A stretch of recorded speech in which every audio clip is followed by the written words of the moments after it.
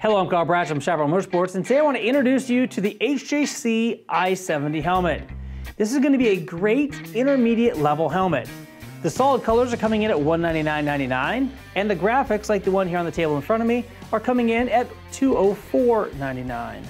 This i70 comes in lots of different colors. For solids, we have a semi-flat black, a white, a semi-flat titanium, and a semi-flat anthracite.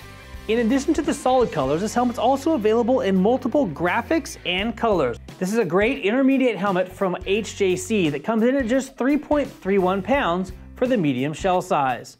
And here on the table in front of me, we have the size small, which we're going to tear apart to show you all of the internal details and external features of this helmet. So let's dig in. Now, the first thing you're going to see on the outside of this helmet is the polycarbonate composite shell itself. This composite shell is going to be made up of several different layers of material that are going to provide strength, rigidity, while maintaining a lightweight format. That's the reason that this helmet can come in at just 3.31 pounds. The next most important thing on this helmet is going to be the ventilation. This helmet features 7 intake vents. Down here at the chin bar, we have an open and close that's going to open 5 of those vents, and the other 2 are going to be up here on top of the helmet. Now, the 2 up here at top have a simple slide forward for closed and slide back for open. Now, to manage the incoming air that's coming in through those intake vents, we have 2 exhaust ports in the rear, one upper and one lower. These 2 vents are going to function like a Venturi effect, drawing that warm, moist air from the inside of the helmet to the outside, allowing you to stay nice and cool on the inside of the helmet. Now, while speaking about being cool on the inside of the helmet, this helmet features an antimicrobial moisture wicking liner, and we'll get to that in just a minute. As with all of the HJC helmets that have this center latch feature, this is a very positive locking mechanism. You hear how secure and how hard that latch clicks into place. You're going to open it by pulling up with your index finger while pushing down with your thumb. You're going to notice that this visor has several very pronounced detents. That's going to allow you to choose the perfect level that you're going to want this visor to sit at. Wind is not going to push this visor open and close on its own. You're going to get to dictate just exactly where you want that visor or shield to lay.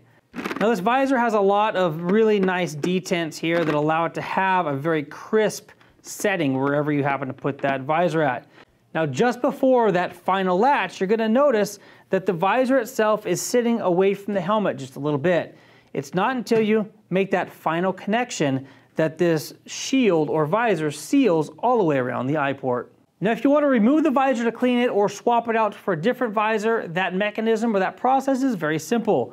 You have the rapid fire shield replacement system down here at the bottom. We're going to pull that and then simply pull the visor out. It's pretty much going to pop out, so make sure you have it in your hand when you hit that trigger. Now, to put it back in place, we're just going to set it back onto the same tabs while the visor is in the open position, and it's going to simply click into place, just like so. Before moving away from the visor itself, you're going to notice that it is pin lock ready. The pin lock doesn't come in the box, but you can order separately an HJC specific pin lock that not only is going to attach to the pins here on the side, it's also going to sit into this recess that they've built into the inside of the visor. That's going to keep that pin lock from shifting on the inside, giving you a very positive connection. Now, really quick, let me open up this visor to demonstrate the drop-down sun shield on the inside. This is a very simple operation here on the side. We're going to pull forward in order to retract it, and we're going to pull backward in order to deploy it. This is a very, very convenient feature if you happen to be riding in sunny conditions. Now let's take a minute and dig into the internals of this helmet so you can see just what's going on the inside. The first thing we're going to notice is this D-ring closure here. This is a very tried and true closure system. It is DOT rated or approved, and it is one of the longest standing helmet closure systems out there in the motorcycle helmet market.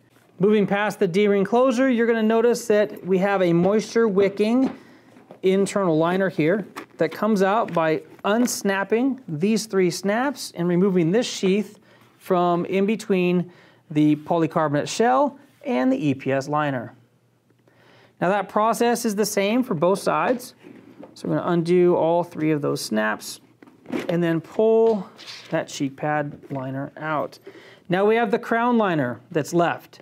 We're gonna have 2 snaps, 1 on either side, and then we're gonna come forward to the very front of the helmet here.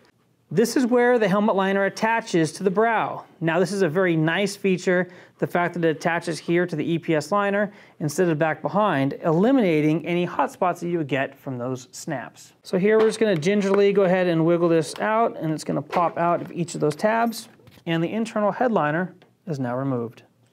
With the comfort liner removed, you can see the very large exhaust vent channels that are built into this helmet.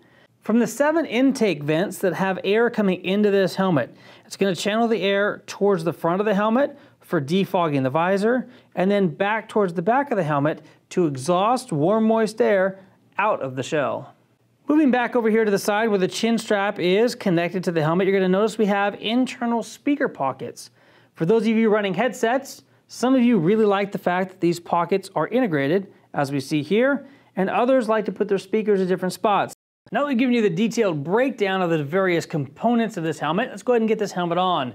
Now this is a size small, which is my typical HJC size. Now for those of you that wear glasses, there are notches cut into the EPS liner so that your frames or your arms will fit perfectly down the side of the helmet. Now we do have a D-ring closure here, which I'll go ahead and fasten so you can see where that sits on the neck. You're going to notice here that the chin of the helmet comes down to a nice level. It sits down below my actual chin, so I have lots of coverage here. There is not a chin curtain on this helmet, but there is an included breath guard. Now this here is going to show you the shield and the various ratchet positions or notches or detents that this helmet has. Coming down, I'm going to go ahead and lock it into place. Now on the inside we have our drop-down sun visor. It's going to deploy by pulling forward, and it's going to retract by pulling backwards. And there you have it, the detailed breakdown of the HJC i70 helmet. If you're looking for an intermediate level helmet, this helmet has lots of features and benefits that you might find beneficial. Thank you for watching this detailed breakdown. I'm Kyle Bradshaw. If you like what you saw today, please give it a thumbs up. And if you want more helmet reviews like this coming directly to your email inbox, please hit that subscribe button and more importantly, the notification bell. Until next time, and as always, take care and ride safe out there.